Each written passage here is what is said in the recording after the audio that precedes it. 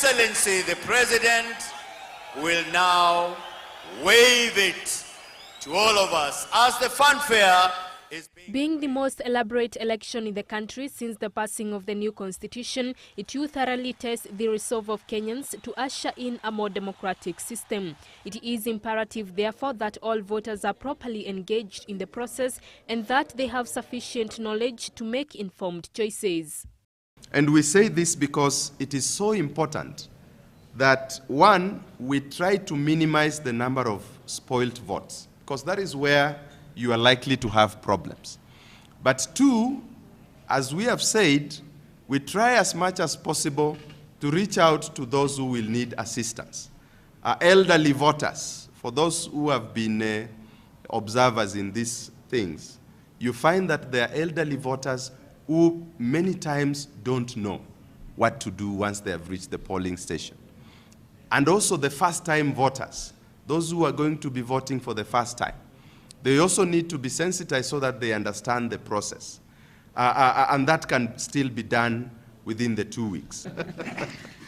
Yeah. According to Maurice Othiambo, Kenyans must also be made aware of the enhanced election offences in the Election Act so as to mitigate on the number of voters who may fall prey to legal action due to adamancy of the law. You know, if really many voters are involved in election offenses, you begin to wonder how the law will be enforced. Already the IBC is weeding out the double, those who are registered twice. Registering twice is actually an offense under the law today.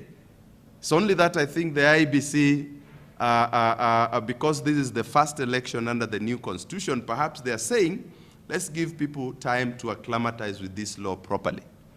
But you see, there are things that could happen, and there are those who may even want to go to court and say the IEBC should have taken legal action against this group of people.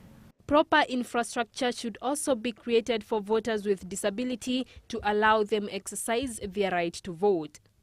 We have seen places where the voting is taking place in classes which are rather high, and with long staircases. And then you find that people who are coming to the polling station on wheelchairs are not able to access where they're supposed to vote. So these are issues that the IEBC must now address in these 2 weeks that are left, so that we ensure that the election is credible, is peaceful, is free, and is fair.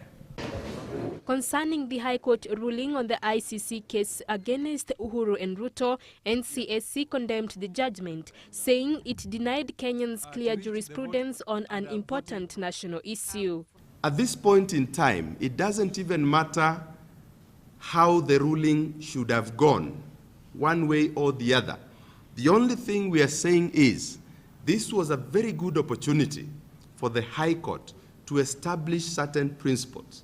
So the High Court, in our view, should have come out more clearly and said, this is how this thing must go.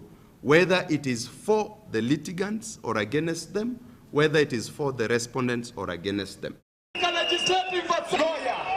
It now remains the responsibility of all Kenyans to remain peaceful during this electioneering period and avoid a quagmire of 2007-2008 and provide a more civilized picture to Africa and the rest of the world.